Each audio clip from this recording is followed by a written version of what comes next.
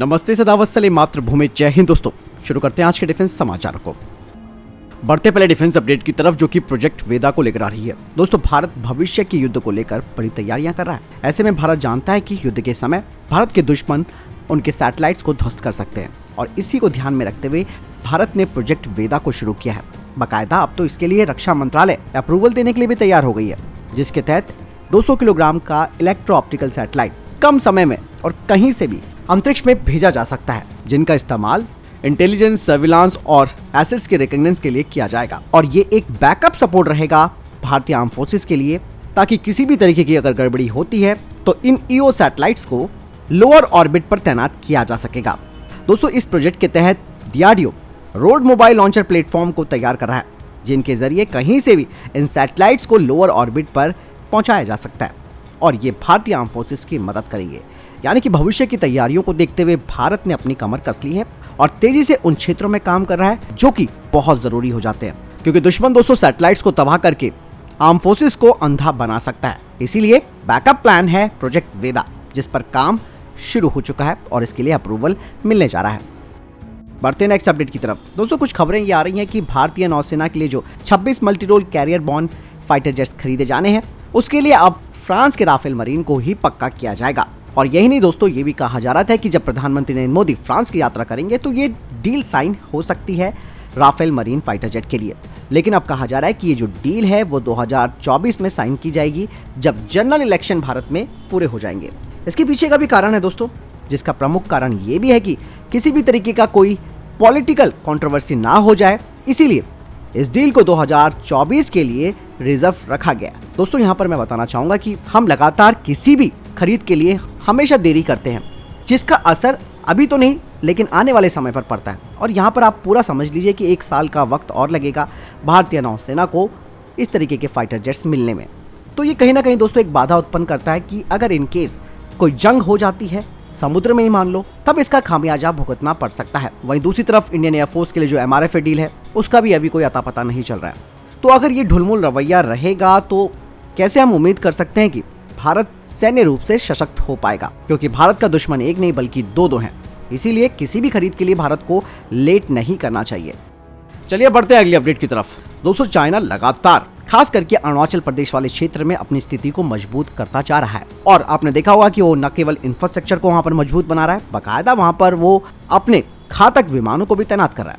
और ऐसे में दोस्तों अब उसने अरुणाचल प्रदेश से महज 15 किलोमीटर दूर अपने नियांगजी एयरपोर्ट पर 3 WZ high altitude long endurance UAVs को तैनात किया है। और ये जो WZ-7 यूएवी हैं, इनकी क्रूजिंग स्पीड 750 किलोमीटर प्रति घंटा है, और इसकी रेंज है 7000 किलोमीटर, और इनका इंड्योरेंस टाइम 10 घंटे का है। इनका इस्तेमाल अगर चाइना करता है LAC पर, तो इससे उसकी इंटेलिजेंस, सर्विलांस और रिकॉग्निशन क्षमता में काफ़ी बढ़ावा होगा, खास करके नॉर्थ ईस्टर्न इंडियन बॉर्डर के साथ। अरुणाचल प्रदेश की अगर मैं बात करूं तो दोस्तों वहां पर भारतीय सेना पूरी तरीके से अपने लाव लश्कर के साथ तैनात है। और जहां तक बात ड्रोन्स की है, तो भारत ने भी वहां पर हेरॉन TP ड्रोन्स को तैनात किया है। बढ़ते अगली अपडेट की तरफ। दोस्तों रशिया जानता है कि भारतीय नौसेना को एयरक्राफ्ट कैरियर से संचालित होने वाले एयरक्राफ्ट की सख्त जरूरत है।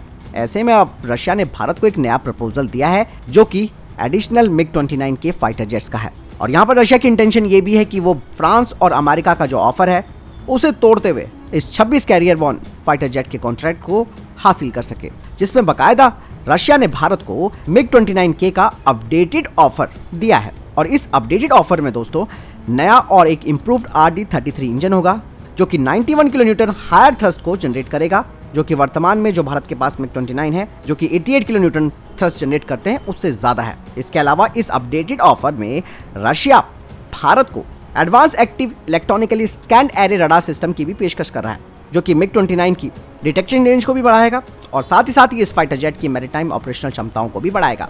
हालांकि दोस्तों ये मुश्किल होगा, क्योंकि रशिया के साथ दोस्तों अभी भी पेमेंट संबंधी जो मुद्दे हैं वो फंसे हुए हैं।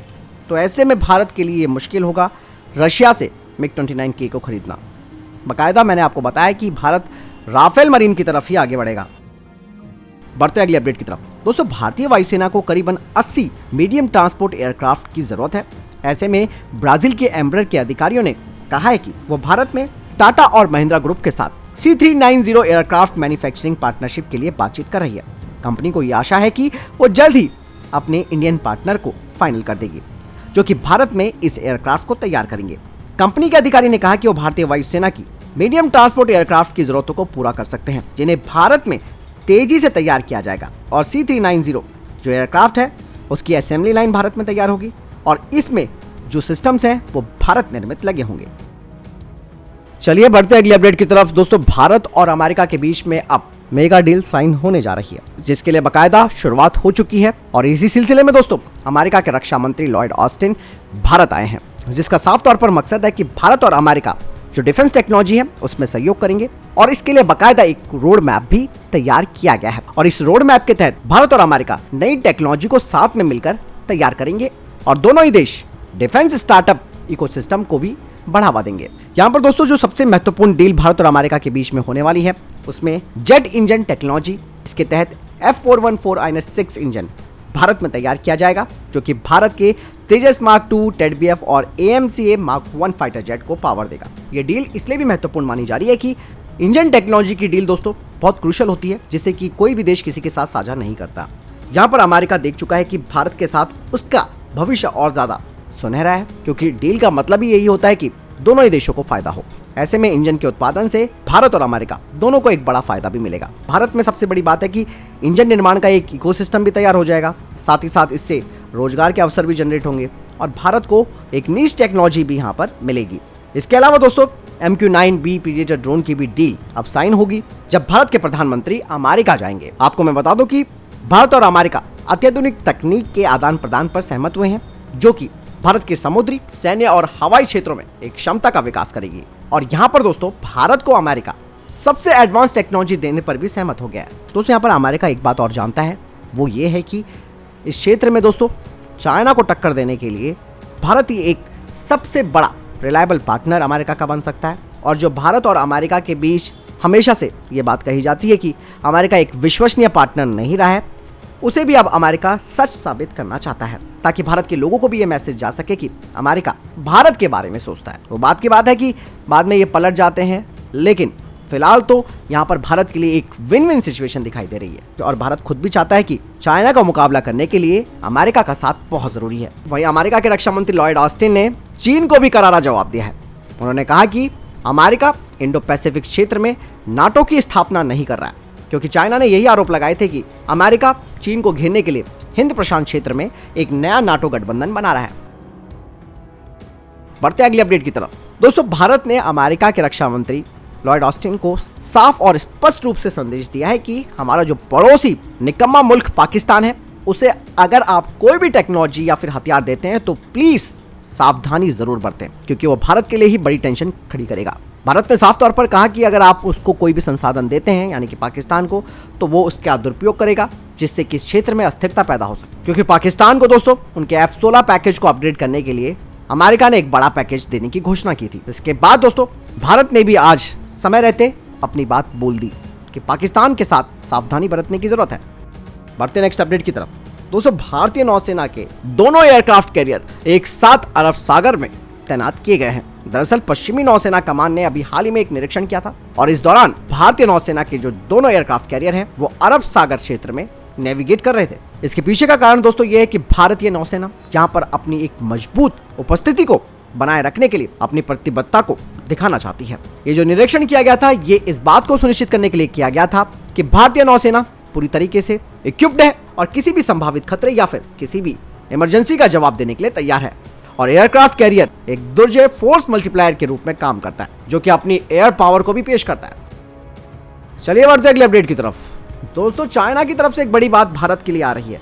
चाइना ने कहा कि भारत उनकी बराबरी नहीं कर सकता है और हमें खतरा नहीं है। कहने वाली बात है दोस्तों, खतरा नहीं है तो गलवान की जो हिंसा हुई थी वहां पर इन्होंने देख लिया था। हुआ क्या है वो जान लेते हैं। दरअसल दोस्तों चीन का एक सीनियर कर्नल है, उसने कहा है कि उन्हें भारतीय सेना से कोई खतरा नहीं है, क्योंकि भारत कभी भी चीनी रक्षा उद्योग और हथियार प्रणाली तक नहीं पहुंच पाएगा। और ये नहीं दोस्तों, चाइना की तरफ से ये भी कहा गया है कि भारत और चाइना के बीच अगर मुकाबला होता है तो अमेरिका की रणनीति में भारत शामिल नहीं होगा।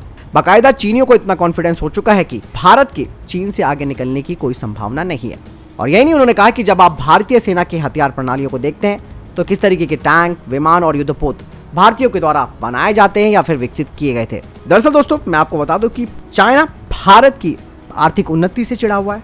भारत ने जो जियोपॉलिटिक्स लेवल पर अपनी इमेज बनाई है उसे देखकर चिढ़ा हुआ है। इसके अलावा भारत जिस तरीके से मेक इन इंडिया इनिशिएटिव के तहत हथियारों का स्वदेशीकरण कर रहा है, इस बात से चाइना चिढ़ा हुआ है। तो ये बात चीन को नागवार गुजर रही है और वो अपने देश की जनता को दिखाने की कोशिश कर रहा है कि भारत कभी चीन से आगे नहीं निकल सकता। दोस्तों चीन को खुद अपने गिरेबान में झांक कर देखना चाहिए कि किस तरीके के थर्ड क्लास हथियार ये एक्सपोर्ट करता है और बनाता है, और इनके जो युद्ध मशीन है वो वार प्रूवन भी नहीं है, यानी कि किसी युद्ध में उन्हें प्रूफ नहीं किया गया है। तो वही वाली बात है कि केवल दिखावा और दूसरे को नीचा दिखाना चाइना की आदत है। चलिए बढ़ते अगली अपडेट की तरफ। कुछ खबरें ये आ रही है कि दोस्तों रशिया भारत को निर्यात किए जाने वाले हथियारों के पुर्जों को वापस खरीद रहा है, और ये रिपोर्ट निक्की एशियाई की तरफ से आई है, जिसमें यह कहा गया है कि रशिया के जो रक्षा उद्योग निर्माता है वो उन उपकरणों की दोबारा खरीद कर रहे हैं जो उन्होंने पहले उत्पादित किए थे और एशिया में विदेशी खरीदारों को निर्यात किए थे, जिसमें कि एक टैंक निर्माता, एक रूसी मिसाइल निर्माता द्वारा की गई खरीदारी शामिल है। और निक्की एशियाई में यह कहा गया है कि यह कदम दोस्तों यूक्रेन पर आक्रमण की वजह से जो रशिया के उपकरणों को नुकसान हुआ है उसकी भरपाई करने के लिए रशिया कर रहा है। इसके अलावा पश्चिमी देशों का प्रतिबंध उस पर लगा है, जिसकी वजह से रशिया खुद अपने एसेट्स को मॉडर्नाइज नहीं कर पा रहा है। दोस्तों ये कहा जा रहा है कि रूसी सेना के लिए टैंक बनाने के लिए जानी जाने वाली यूरोलाव गोंजोवोडा ने 2022 में म्यांमार की सेना से $24 मिलियन से अधिक मूल्य के खुद के उत्पादों को दोबारा से आयात किया था, जिसमें कि दूरबीन, कैमरा और कई उपकरण शामिल थे, जिन्हें कि पुराने T-72 टैंकों को अत्याधुनिक बनाने के लिए इस्तेमाल किया जा सकता है। वहीं दोस्तों इसके अलावा एक रूसी मिसाइल निर्माता ने भारतीय रक्षा मंत्रालय से एंटी एयर मिसाइलों पर नाइट विजन साइट के लिए $1,50,000 मूल्य के अपने खुद के कंपोनेंटों की खरीद की, ताकि रशिया अपनी मिसाइल प्रणाली को अपग्रेड कर सके। दोस्तों निक्की एशियाई की ये जो रिपोर्ट आई है उसे देखकर ये बात लगती नहीं है कि रशिया ऐसा कर रहा है, लेकिन दोस्तों रूस के यूक्रेन पर आक्रमण की वजह से उसकी सेना के लिए महत्वपूर्ण उपकरणों का नुकसान हुआ है। रशिया अब दोस्तों अपने पुराने उपकरणों की लड़ाकू क्षमताओं को बढ़ाने और युद्ध की वजह से जो नुकसान हुआ है उसे कम करने और प्रतिबंधों के प्रभाव का मुकाबला करने के लिए इस तरीके का एक रणनीतिक प्रयास कर रहा है। बढ़ते हैं नेक्स्ट अपडेट की तरफ। दोस्तों भारत की प्राइवेट सेक्टर कंपनी अस्त्रा माइक्रोवेव को एक्टिव प्रोटेक्शन सिस्टम बनाने के लिए डीआरडीओ के साथ कॉन्ट्रैक्ट किया था। कंपनी की तरफ से कहा जा रहा है कि एक्टिव प्रोटेक्शन सिस्टम अब अपने विकासात्मक स्टेज यानी कि डेवलपमेंटल स्टेज में पहुंच चुका है और इसे इस साल के फाइनेंशियल ईयर में पूरा कर लिया जाएगा और उसके बाद इसे डीआरडीओ को हैंडओवर भी किया जाएगा। कंपनी ने कहा कि एक्टिव प्रोटेक्शन सिस्टम में अलग से 1.5 सालों का वक्त और लगेगा, जो कि no cost no commitment trials के साथ होगा। तो फिलहाल दोस्तों ये थे अभी तक के टॉप डिफेंस अपडेट्स। वीडियो के सामने कोई प्रश्न जवाब है, आपका कोई सवाल है, कमेंट सेक्शन में लिखकर जरूर पूछ सकते हैं। मिलता हूं नई वीडियो के साथ, चैनल जरूर सब्सक्राइब कीजिएगा। जय हिंद, वंदे मातरम।